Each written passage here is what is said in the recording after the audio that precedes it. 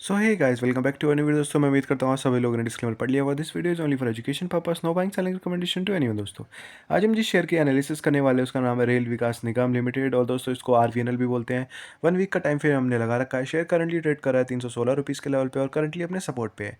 जैसा कि आप लोग देख सकते हैं, मैंने ग्रीन एरिया मार्क किया हुआ है दोस्तों, एक रेक्टेंगल शेप में। और दोस्तों करंटली ये एक डिसेंडिंग ट्रायंगल की फॉर्मेशन बना रहा है। यहाँ से शेयर ज़्यादातर ब्रेक डाउन होता है दोस्तों। सो अभी ये देखना है कि क्या ये इसमें बायर का मोमेंटम आ सकता है, क्या इसमें बायर अवेलेबल होकर इसको ब्रेक आउट करवा सकते हैं दोस्तों।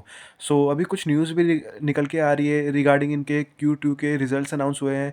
सो देखते हैं दोस्तों क्या रिजल्ट्स आए हैं और आगे चल के इनके 3 महीने आने आने वाले 3 महीने इनके कैसे होने वाले हैं। दोस्तों वीडियो के साथ बने रहिए, उसके बाद हम देखेंगे कंपनी वैल्यूएशन। दोस्तों चलिए अब हम लेटेस्ट न्यूज़ की बात कर लेते हैं। सो आरवीएनएल ने टारगेट्स दिए हैं 10% रिवेन्यू ग्रोथ के फाइनेंशियल ईयर 27 में विद 5 से 6% प्रॉफिट मार्जिन गोल। दोस्तों ये बहुत ही अच्छी खबर आई है जो आरवीएनएल ने ऐसा प्रॉमिस किया है।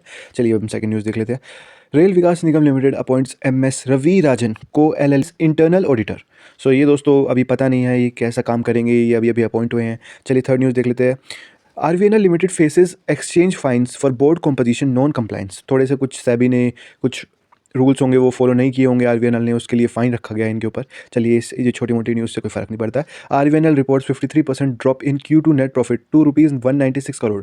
सो ये दोस्तों बहुत ही ज़्यादा नेगेटिव न्यूज़ है। रिपोर्ट किया 53% ड्रॉप किया है प्रॉफिट में दोस्तों।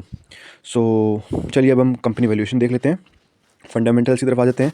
सो कंपनी वैल्यूएशन में आप लोग देख सकते हैं 65,950 करोड़ की मार्केट कैप है कंपनी की, बहुत ही बड़ी कंपनी है। पी रेशियो 60 है, डिविडेंड यील्ड 0.54% है, बुक वैल्यू 41.36% है। बुक वैल्यू होती है एक्चुअली नेटवर्थ ही होती है, शेयर वैल्यू के बराबर होती है, तो कंपनी में पोटेंशियल होती है और ज़्यादा ऊपर जाने की। सो अभी ये थोड़ी मुझे ओवर वैल्यूड लग रही है क्योंकि बुक वैल्यू इसके पास है नहीं। Face value 10, price to book ratio 7.65 और ROC 14.76%। ROC भी अगर 20 से ऊपर होता है तो वो कंसिस्टेंटली उनका बिजनेस स्ट्रॉन्ग होता है, प्रॉफिट करते हैं वो हर क्वार्टर में। सो अभी थोड़ा कम है, थोड़ा और इंप्रूव होने की जरूरत है। ROE भी बहुत इंटरनल पर्पज़ के लिए यूज़ होता है, डिविडेंड्स के लिए यूज़ होता है, तो ये भी 20 के ऊपर होता है तो बहुत अच्छी बात होती है। चलिए अब हम बात कर लेते हैं इन्वेस्टर रिटर्न की। लॉन्ग टर्म के हिसाब से बहुत ही अच्छे रिटर्न है, शॉर्ट टर्म के हिसाब से बिल्कुल रिटर्न नहीं दिए एक साल में।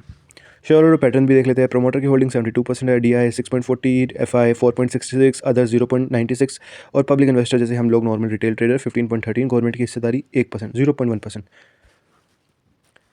चलिए अब देख लेते हैं change in share holder pattern में क्या चेंज हुआ है। अगर हम प्रोमोटर्स की बात करें तो उतने के उतने ही हैं। DI की बात करें तो 0.2% बढ़ गए हैं। FI की बात करें तो 0 कुछ परसेंट घट गए हैं दोस्तों। ठीक है, पब्लिक इन्वेस्टर की बात करें तो वो भी 0.15-16% बढ़ गए हैं। गवर्नमेंट की हिस्सेदारी उतनी की उतनी है और अदर्स भी उतनी की उतनी है। चलिए सबसे इंपॉर्टेंट चीज़ फाइनेंशियल रिजल्ट देख लेते हैं, प्रॉफिट एंड लॉस देख लेते हैं। सेल्स जो कि रिवेन्यू भी होती है 2025-2024 को कंपेयर करेंगे। सेल्स जो कि रिवेन्यू भी होती है वो पिछले साल की सबसे कम आई है इस बार। एक्सपेंस की बात करें तो वो भी घट गया है, अच्छी बात है एक्सपेंस घटा है तो। सेल्स माइनस एक्सपेंस किया तो ऑपरेटिंग प्रॉफिट निकल के आ गया जो कि पिछली बार से कम है। मार्जिन OPM % मार्जिन होता है, ये भी उतना का उतना ही है। सो अब सीधा नीचे नीचे आ जाता है। नेट प्रॉफिट की बात करें तो 1551 करोड़ था पिछले साल और इस बार है 1242 करोड़। सो घट गया है। अब हम क्वार्टरली देख लेते हैं जो सबसे इंपॉर्टेंट होता है, सितंबर और जून को कंपेयर कर लेंगे। एक्सपेंस की बात करें तो बढ़ के आया है, सॉरी सेल्स की बात करें तो पिछले साल से बढ़ के आई है। रिवेन्यू भी होता है, बहुत ही अच्छी बात है दोस्तों इसके लिए। और बेसिकली अब हम सेल्स माइनस एक्सपेंस करेंगे, ऑपरेटिंग प्रॉफिट देखेंगे तो 53 करोड़ पिछले क्वार्टर का था, इस बार 217 करोड़, बहुत ही इंप्रूव हो गया है दोस्तों। ये आरवीएनएल के लिए बहुत ही अच्छी खबर है। OPM % की बात करें तो 4। सो दोस्तों आप देख सकते हैं मार्जिन 3% इंप्रूव हुआ है। अदर इनकम ये सब ठीक है। आप सीधा नेट प्रॉफिट पे आ जाते हैं। आप देख सकते हैं 134 करोड़ था, इस बार 231 करोड़, लगभग 100 करोड़ का मुनाफा हुआ है इस बार दोस्तों इस क्वार्टर में कंपनी को। सो और दोस्तों ये नंबर्स मिलियंस में लैक्स में हो सकते हैं, लेकिन मैं आपको ईजी वे में बताने के लिए इस तरीके से बताता हूँ कि 100 करोड़ 200 करोड़ इस तरीके से, ताकि आपको एक डिफरेंस पता हो जाए। मैं बाकी लोगों की तरह नहीं बोलता हूँ कि मिलियंस में है नंबर, ये है वो है। आपको बेसिकली ये पता होना चाहिए कि कितने बढ़ के आए हैं, कितने घट के आए हैं।